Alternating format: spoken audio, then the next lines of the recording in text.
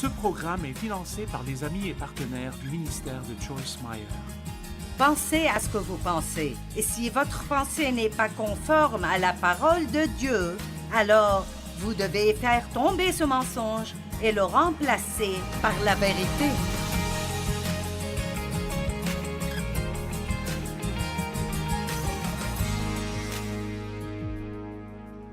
La vérité. La vérité est la seule chose qui vous sauve des mensonges. La seule chose. L'un des premiers petits groupes de versets que Dieu m'a révélés il y a plus de 40 ans était Jean 8, 31 et 32. Si vous demeurez, que tout le monde dise demeurer, dans ma parole, vous êtes vraiment mes disciples. Vous connaîtrez la vérité et la vérité vous affranchira. Amen. Maintenant, demeurer dans la parole ne veut pas dire que vous la lisez une fois et vous pensez que vous l'avez comprise. Demeurer en elle veut dire que non seulement vous la lisez, mais vous l'accomplissez et vous l'appliquez dans votre vie. Lire simplement la parole ne vous libérera pas. C'est l'action qui vous libérera. C'est plus facile de m'écouter parler du fait de pardonner à vos ennemis que ce le sera la prochaine fois que vous voyez cette personne. Et vous avez un nœud à l'estomac. Et puis vous vous rappelez... Et c'est là que vous êtes libérés. Quand vous pouvez faire ce que vous savez que Dieu veut que vous fassiez, et votre chair ne veut absolument pas le faire. Allez!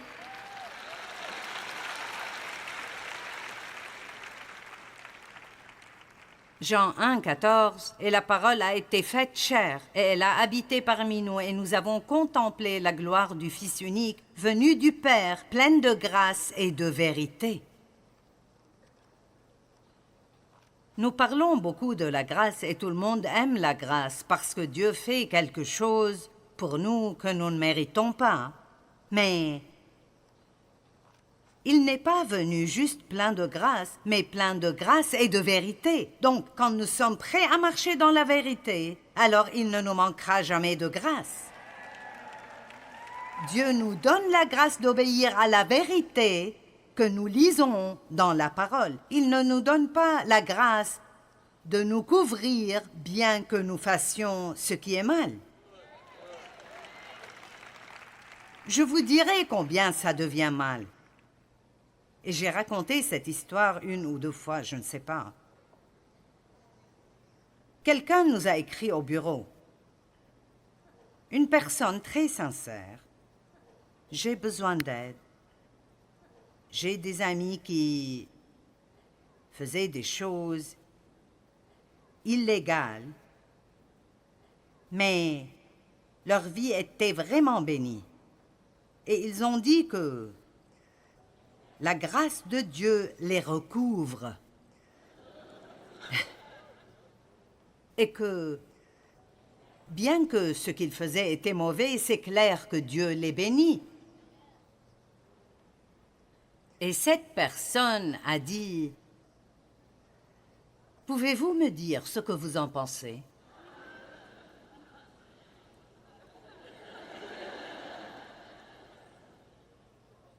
Maintenant, elle méritait une réponse claire, mais ma première pensée était, et ça ne se rapporte pas à elle, c'est juste vraiment la chose la plus stupide que j'ai jamais entendue. Je fais quelque chose d'illégal,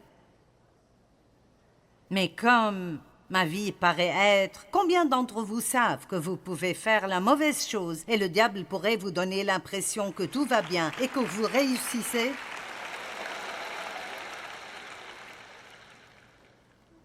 Mais le moment vient.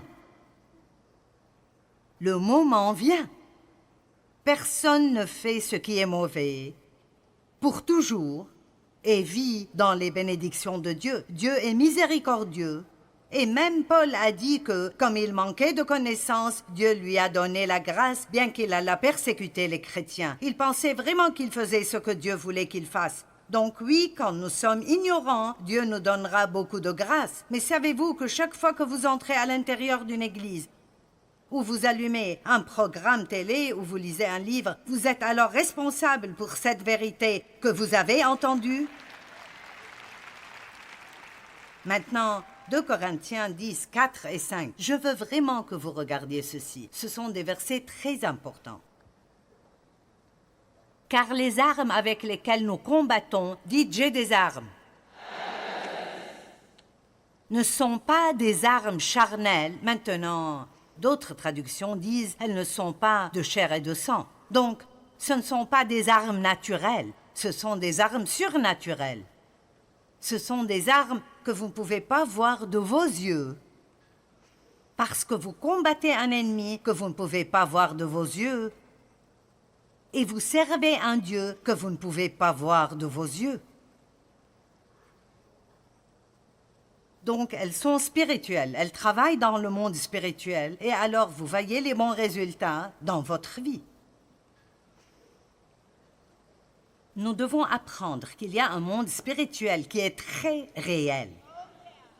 Comme maintenant, cette salle est pleine d'anges.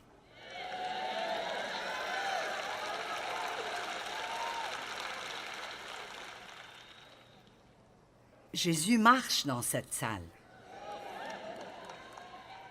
Les armes avec lesquelles nous combattons ne sont pas des armes charnelles, mais elles sont puissantes par la vertu de Dieu pour renverser des forteresses. Qu'est-ce qu'une forteresse? Une forteresse est un mensonge que nous croyons.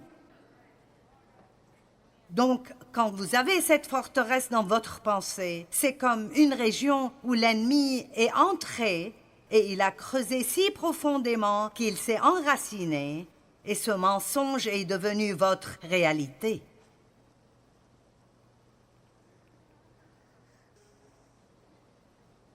Nous renversons les raisonnements et toute hauteur qui s'élève contre la connaissance de Dieu et nous amenons, ce n'est pas quelque chose que Dieu fait pour nous, nous amenons toute pensée captive à l'obéissance de Christ.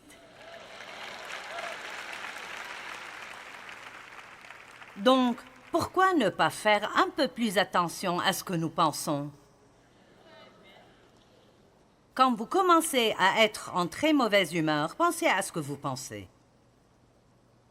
Quand vous vous apitoyez sur vous-même, pensez à ce que vous pensez. Quand vous commencez à être déprimé, parfois c'est une réaction chimique dans votre corps, mais parfois c'est une pensée erronée. Allez, vous allez bien? Quand vous devez être avec quelqu'un que vous n'aimez vraiment pas beaucoup, faites attention à ce que vous pensez d'eux pendant les jours avant que ça n'arrive. Si vous passez une semaine à penser à toutes ces mauvaises choses, il n'y a pas d'espoir pour vous de vous tenir devant eux et d'être gentils et amicaux. Même si vous dites les bonnes choses, le langage corporel serait tout à fait faux.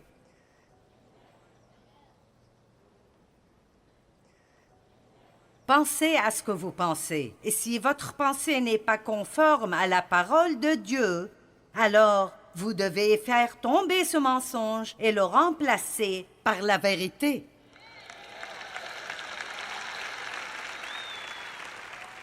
Vous pouvez penser jusqu'à être heureux. Vous le pouvez.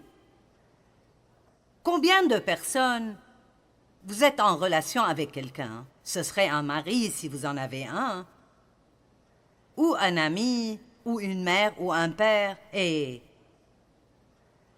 vous pensez tout le temps à ce qui ne va pas dans cette personne et ce qu'ils font qui vous irrite. Et vous avez pensé à ce qui ne va pas jusqu'au point où c'est tout ce que vous voyez. Et je peux vous le garantir, il y a plus de bonnes choses en elles que de mauvaises. Mais si vous ne pensez plus jamais à ce qui est bon en eux, maintenant vous oubliez tout cela et tout est juste mauvais.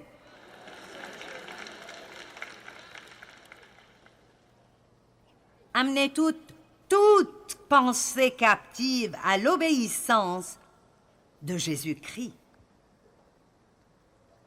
Romains 12, 2. Ne vous conformez pas au siècle présent. Ça veut dire, ne laissez pas le monde sortir une petite boîte et vous fourrer là-dedans. Comme c'est ce que vous devez faire si vous voulez être accepté. Mais soyez transformés. Et cela veut dire changer de l'intérieur ce que seul Dieu peut faire. La chrétienté n'est pas un programme pour la modification du comportement. La chrétienté est de tomber amoureux de Jésus et de se concentrer sur lui jusqu'à devenir comme lui.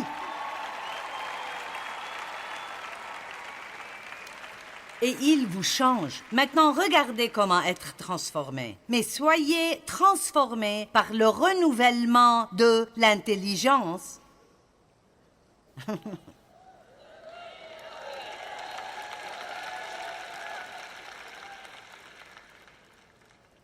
Combien d'années ai-je pensé que personne ne m'aimait? Mais maintenant, je sais que Dieu m'aime. Et donc, je pense plus à cela qu'à qui ne m'aime pas. Donc, s'il y a quelqu'un qui ne m'aime pas, je ne sais rien à ce propos de toute façon.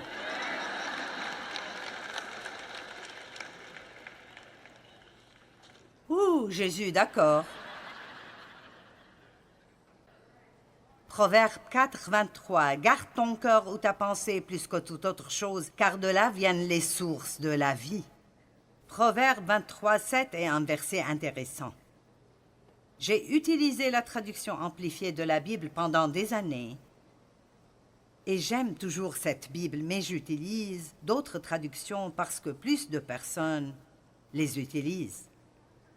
Et dans l'amplifié, il dit « L'homme est comme les pensées de son âme ». Maintenant, ces autres traductions disent quelque chose qui sonne totalement différent, mais c'est bien de méditer dessus. Comme Proverbe 23, 7 dans la version Parole de vie dit « Il pense toujours à combien ça coûtera. Mange et bois, mais il n'est pas sincère. » Et dans la BDS, il dit « Mais au fond de lui, il est calculateur. Mange et bois, te dira-t-il, mais son cœur n'est point avec toi. » Et il y a une petite note ici qui dit « Car, comme il pense au-dedans de lui-même, il est ainsi. » Mais prenons juste cette histoire et pensons-y. J'invite quelqu'un au restaurant. Et je lui dis « Régale-toi, prends tout ce que tu veux. » C'est moi qui paye. Mais à l'intérieur, je pense... J'espère qu'il ne prendra pas le bœuf wagyu parce que ce truc coûte 29 $ l'once. Donc, ce que cela veut dire est que...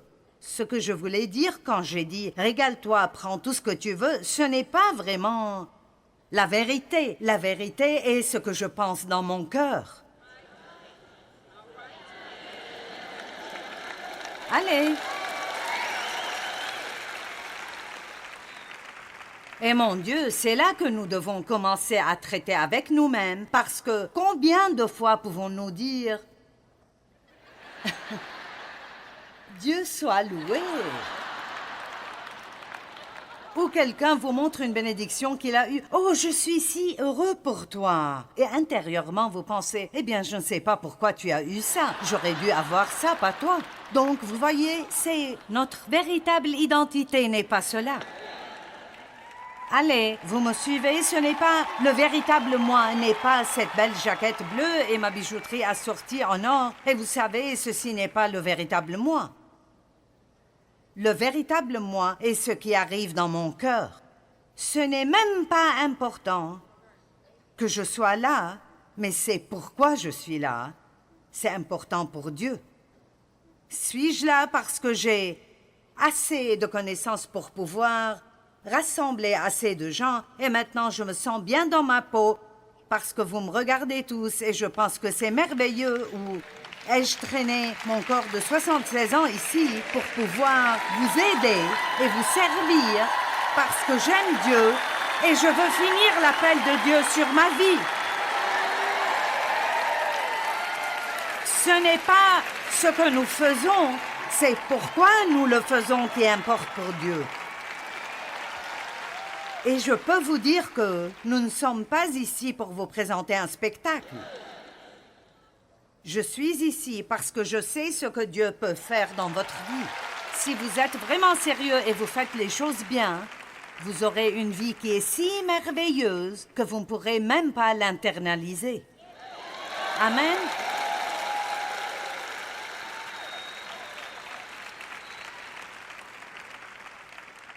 Certains mensonges, je les croyais. Je croyais que, comme mon père avait abusé de moi, j'aurais toujours une vie de second degré. Je me souviens d'avoir pensé cela. Ma vie ne sera jamais très bonne, je serai moyenne. Mais en contrepartie, j'avais cette impression qui venait à moi, et ça arrivait toujours pendant la nuit alors que j'étais couchée. Et cette pensée me venait à l'esprit. Un jour, je ferai quelque chose de grand. D'accord, donc, qui pensez-vous me...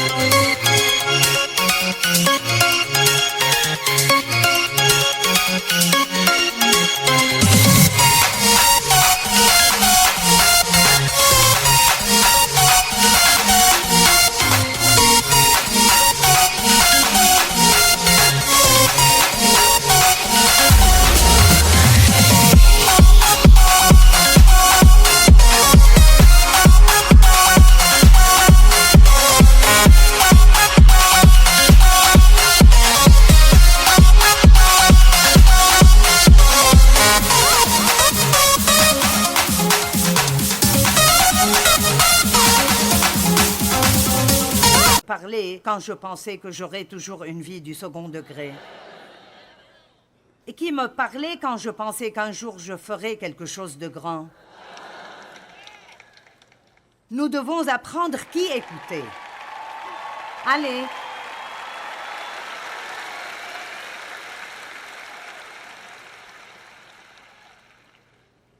J'étais née de nouveau quand j'avais 9 ans, mais j'étais toujours sensible à Dieu et je l'aimais. J'ai été élevée dans une atmosphère très impie, mais en cachette, j'allais à l'église avec des proches qui vivaient loin.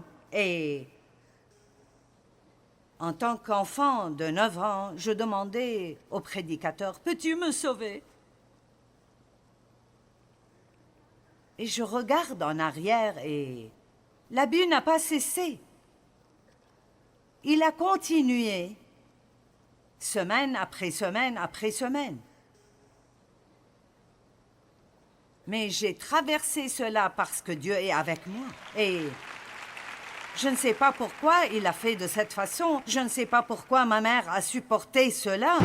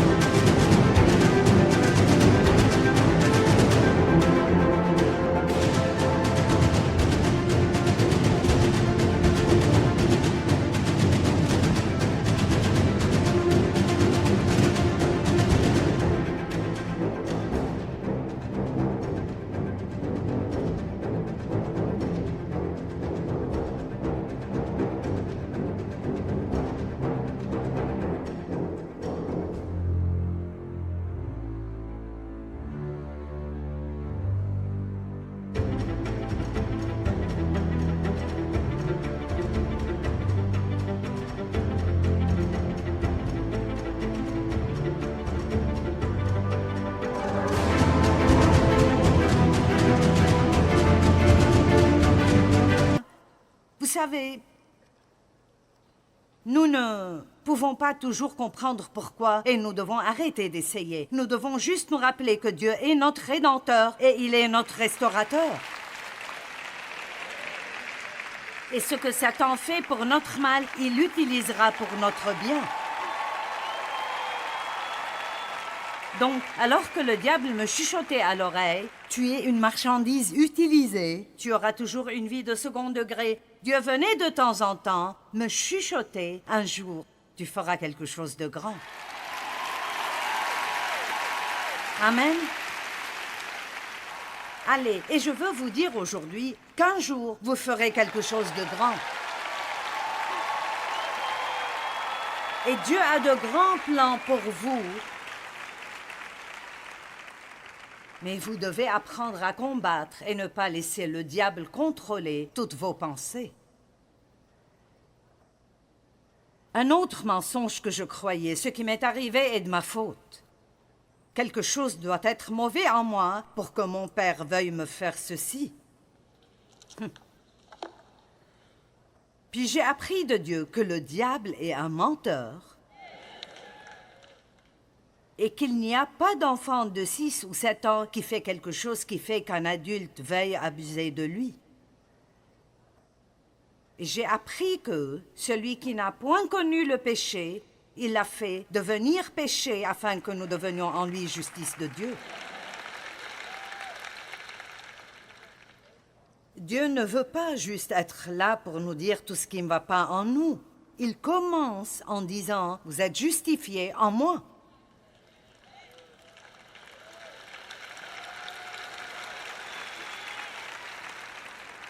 Oh oui, il y a des choses qui ne vont pas en nous, mais Dieu savait tout cela avant que nous le sachions. Et il vous aime de toute façon. Un autre mensonge que je croyais est que qu'importe combien j'essayais d'être une bonne chrétienne, je sentais toujours que je ne plaisais pas à Dieu.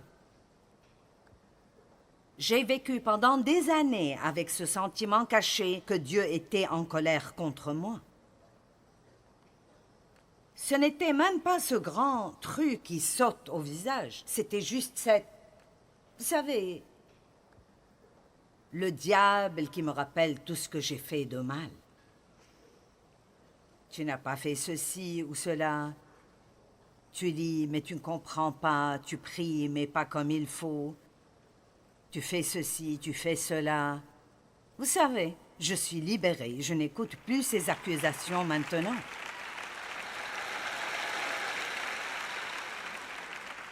Et le diable ne partira jamais complètement, mais plus vous cessez d'écouter ces mensonges et de les croire tôt, moins vous aurez des problèmes avec.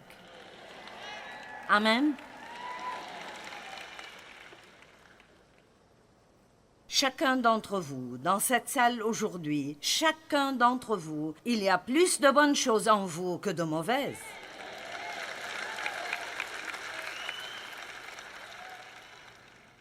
Pensez à ceci. Pourquoi ne pas vous réveiller le matin et dire « Seigneur, il y a des choses sur lesquelles je voudrais travailler. Mais ma confession est qu'il y a plus de bonnes choses en moi que de mauvaises. » L'ennemi ira trouver quelqu'un d'autre à gêner ce jour-là. Deux autres mensonges que je croyais étaient que tous mes problèmes, spécialement mon mauvais comportement, étaient la faute de quelqu'un d'autre. Merci pour cette unique approbation. Et tout ce que j'ai fait de mal parce qu'on a abusé de moi, le blâme et les excuses ne vous aident pas à faire face à la vérité et à être libéré. L'essentiel est qu'on a abusé de moi. J'étais vraiment très amochée. Mais quand j'ai commencé à apprendre la vérité, j'avais une relation avec Dieu, il me montrait des choses. Et beaucoup de ce que j'étais est parce qu'on a abusé de moi, mais Dieu a dit arrête d'utiliser ça comme excuse pour rester comme ça. Allez.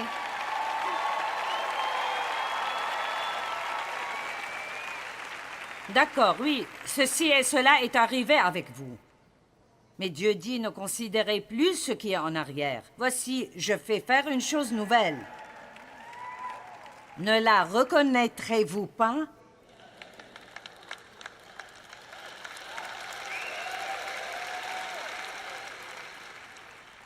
Allez, vous devez apprendre qui est le diable, qu'il vous hait, qu'il est un menteur.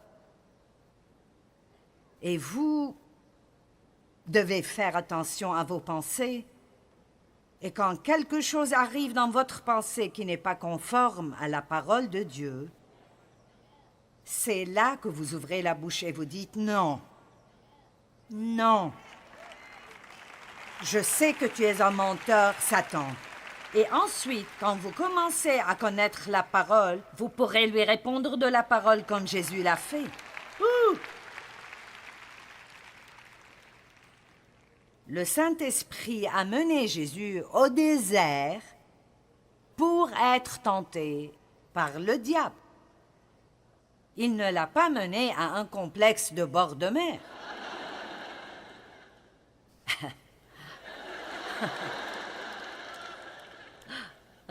Allez, c'est le moment de confronter votre ennemi et de lui faire savoir que vous savez qui vous êtes et que vous savez qui il est et que la victoire ne lui appartiendra pas parce que Dieu combat avec vous et à vos côtés. Allez, donnez gloire à Dieu.